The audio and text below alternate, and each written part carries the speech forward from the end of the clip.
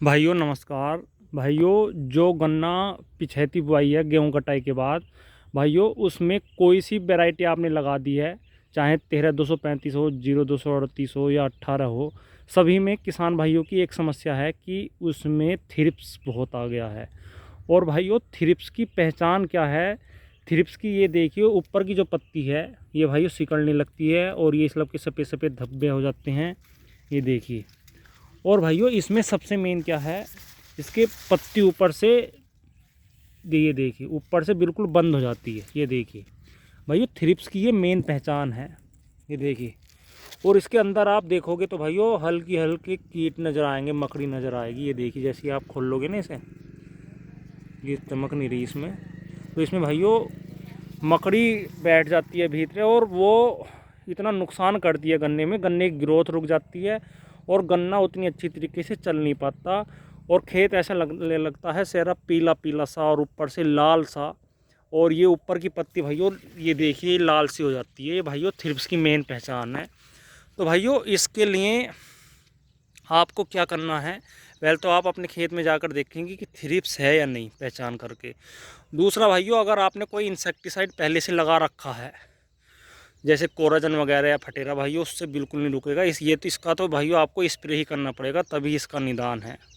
और इसके लिए भाइयों आपको क्या करना है, जैसे आपने कोई हल्का सा इंसेक्टिसाइड भी ले लिया, या फिप्रोनिल ले ली, या इमीडाक्लोरोपिड ले ली, या रोकिट हमला, तो भाइयों बहुत ही नॉर्मल दवाई से ये चला जाता है।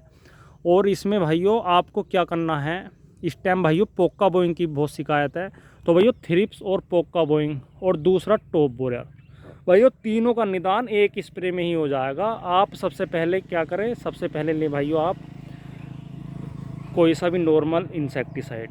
अगर भाइयों आपने कोराजन वगैरह पहले से लगा रखी है तो नॉर्मल इंसेक्टिसाइड लें। अगर भाइयों कोई मेन इंसेक्टिसाइड आपने नहीं लगाया है तो भाइयों उसके लिए आपको क्या करना है, आपने सबसे बढ़िया क्या रहेगा, टॉप बोरर भी ख़त्म होगा और भाइयों थ्रिप्स भी। इसके लिए भाइयों लो आप या तो लो लेसेंटा या सीरासागी, भाइयों बहुत बढ़िया रिजल्ट है। 100 ग्राम लेसेंटा या सीरासागी लें। और भाइयों इसके साथ ले आप हारू, जो सुमोटोमो कंपनी का आता है, उसमें टैबोकोनाजोल आता है और सल्फ़र आता है। भाइयों बहुत बढ़िया रिजल्ट है उसका, पोका बोइंग के लिए एक फंगिसाइड टॉप का रिजल्ट आता है उसका, वो लेना है भाइयों आपको 500 ग्राम। और भाइयों इन दोनों को आप मिला के आप स्प्रे करें भाइयों, ना तो आपके खेत में टॉप बोरर रहे, ना थ्रिप्स रहे, और पोका बोइंग भी बिल्कुल समाप्त हो जाएगा। आपका गन्ना बहुत बढ़िया तरीके से ग्रोथ करके चलेगा। भाइयों इसके साथ कोई भी और ग्रोथ प्रमोटर या कोई भी और जैसे एनपीके लगा देते हैं, कोई भी लेने की ज़रूरत नहीं है। आप केवल लेसेंटा लें या सीरासागी, जिसमें फिप्रोनिल 40% में आता है और इमीडाक्लोरोपिड 40% में आता है, ये लें भाइयों 100 ग्राम प्रति एकड़। दूसरा लें हारू, जिसमें टैबोकोनाजोल और सल्फर आता है, ये ले भाइयों 500 ग्राम प्रति एकड़। इन दोनों को का घोल बनाकर 150 से 200 लीटर पानी में आप स्प्रे करें। और स्प्रे ऐसे टाइम करें जिससे कि उस टाइम के 3-4 घंटे बाद तक बारिश ना पड़े।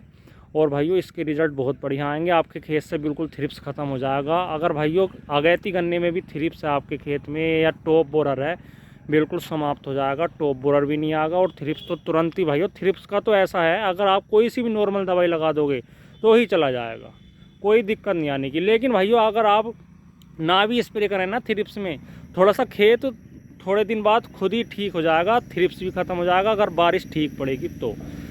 लेकिन भाइयों अगर बारिश भी अच्छी ना पड़े और थ्रिप्स लगातार बना हुआ है, ज़्यादा है, तो आपको स्प्रे करना ही पड़ेगा। भाइयों थ्रिप्स का स्प्रे अगर ज़्यादा थ्रिप्स का अटैक है तो खेत में ज़्यादा ऐसा लगने लगता है खेत बैठ सा गया है। इसलिए भाइयों नॉर्मल थ्रिप्स है तो कोई दिक्कत नहीं है, अगर ज़्यादा थ्रिप्स है तो आप स्प्रे करें इस चीज़ का। अगर भाइयों आपके खेत में टॉप बोरर पोका बोइंग कुछ नहीं है तो भाइयों आप नॉर्मल सी कोई सी भी दवाई लेकर आप अपने गन्ने खेत में स्प्रे कर दें, थ्रिप्स तो तब भी चला जाएगा। अगर किसी किसान भाई ने थ्रिप्स का निदान के लिए कोई इंसेक्टिसाइड लगाया है और उससे ये ख़त्म हो गया है, टॉप बोरर भी नहीं है, पोका बोइंग भी नहीं है, तो भाइयों कमेंट में ज़रूर बताएं आपने कौन सी दवाई लगाई। और आपके यहाँ थ्रिप्स है या नहीं ये भी बताएं। अगैती गन्ने में भाइयों यहाँ पर हमारे यहाँ पर तो कमी देखने को मिल रहा है, लेकिन पिछैती गन्ने में बहुत ज़्यादा थ्रिप्स का अटैक है।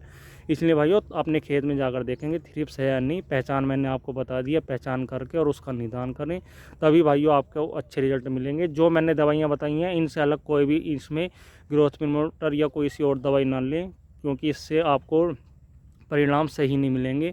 अगर सही परिणाम लेना है तो यही दवाइयाँ दोनों लें, कंपनी कोई सी भी ले लें, लेकिन टेक्निकल यही होनी चाहिए। भाइयों वीडियो अगर आपको अच्छी लगी हो तो कमेंट में ज़रूर बताएं, वीडियो को लाइक शेयर करें, चैनल को सब्सक्राइब करें। धन्यवाद, नमस्कार।